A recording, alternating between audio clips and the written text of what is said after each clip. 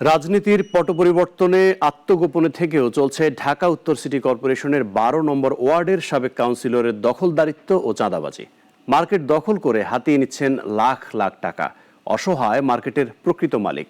প্রশাসনের কাছে অভিযোগ করেও মেলেনি প্রতিকার। ঢাকা উত্তর সিটি কর্পোরেশন ১২ নম্বর ওয়ার্ডের সাবেক কাউন্সিলর ইকবাল হোসেন তিতু ও তার ভাই লিটু ক্ষমতার পালাবদলে আত্মগোপনে থেকেও বহল তবিয়তে ধরে রেখেছেন নিজেদের দখলদারিত্ব। কখনো কখনো মাধ্যম হিসেবে ব্যবহার করছেন সিএস রেকর্ড কিংবা নিজের গড়ে তোলা মার্কেট সমিতি। মিরপুর ১ নম্বরের ৬৬ কাঠা জমির উপর নির্মিত ৩ তলা এই মার্কেট আওয়ামী শাসনামলে দীর্ঘদিন ধরে দখলে রেখেছেন আওয়ামী লীগ নেতা ও স্থানীয় সাবেক কাউন্সিলর ইকবাল হোসেন টিটু ও তার ভাইয়েরা। তবে জাতীয় গৃহায়ন কর্তৃপক্ষের তথ্য মতে মিরপুর ১ নম্বরের এই জমি ১৯৮৭ সালে বরাদ্দ দেওয়া হয় ১৪ জনকে। পরে জেলা প্রশাসক থেকে অধিগ্রহণ করে ১৯৯০ সালের অনুমোদিত নকশা অনুযায়ী ১৪টি প্লট তৈরি করা হয়। পরবর্তীতে ২০০৬ সালে ১৪ জনের প্লটের পাওয়ার নিয়ে নেন শমশের আলী ও তার পরিবার। এছাড়াও ১৯৯৯ সালের সিটি জরিপও বলছে জমির প্রকৃত মালিক শমশের আলী ও তার পরিবার।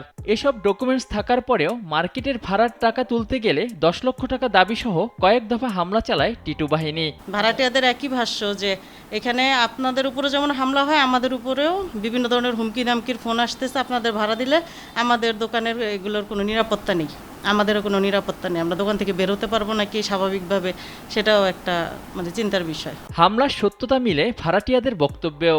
তারা জানান প্রকৃত মালিকের সাথে চুক্তি করতে গেলে হামলাসহ ভয়ভীতি দেখান টিটু ও লিটু বাহিনী। আমাদেরকে মাঝে মাঝে নোটিশ করে, এরপরে আবার আমরা কথা বলি তাদের সাথে, এরপরে আবার দেখা গেল ওই পক্ষ থেকে লোকজন এসে ঝামেলা করে। বিলগুলো ওরা দিচ্ছে, সার্ভিসগুলো ওরা দিচ্ছে, কারেন্ট বিল ওরাই দিচ্ছে, তো ওরা না দিলে তো আমাদের লাইনটা সব অফ হয়ে যাবে। সাথী পাকে এখন পেমেন্ট করলাম, ভাড়া দিলাম, আর এক পক্ষে কয়েকদিন বলবো যে আমি মালিক, আমার ভাড়া করেন, তাহলে তো আমি তো এটাকে পেন্ডিং রাখাই বেটার। টিটু ও তার ভাইয়েরা ক্ষমতার পালাবদলে আত্মগোপনে থাকায় অর্থ আত্মসাতে ব্যবহার করছেন নিজের গড়ে তোলা সমিতির সদস্য রফিকুল ইসলাম, কাজল, আহমেদ আলী সহ অনেককে। কাজল, ফরহাদ, মাসুম এরকম এক একজনের নাম শুনতে পাচ্ছি যে তারা এই সমিতির এখন নিজেদের স্বঘোষিত মেম্বার আর কি সদস্য নিজেদেরকে ঘোষণা দিয়ে তারা এখন এখানকার ভাড়া তোলারও একটা পায়তারা করছে। আর চাঁদাবাজি ও দখলদারিত্বের অভিযোগ পাওয়ার কথা জানিয়ে তদন্ত সাপেক্ষে ব্যবস্থা নেওয়ার কথা জানান প্রশাসন। আমার কাছে একটা চিঠি আছে, তদন্ত করতে, তদন্ত সাপেক্ষে ব্যবস্থা না। আমার কাছে যে অভিযোগ আছে এটা পুরো এটা ভয়ভীতি হুমকির, ওটা কোর্ট প্রসেস হয়ে আছে, এটা তদন্ত করে আমি রিপোর্ট দিব। এসব অবৈধ দখলদারদের উচ্ছেদে জমির মালিক ও জাতীয় গৃহায়ন কর্তৃপক্ষ থানায় অভিযোগ দিলেও কাজ হয়নি।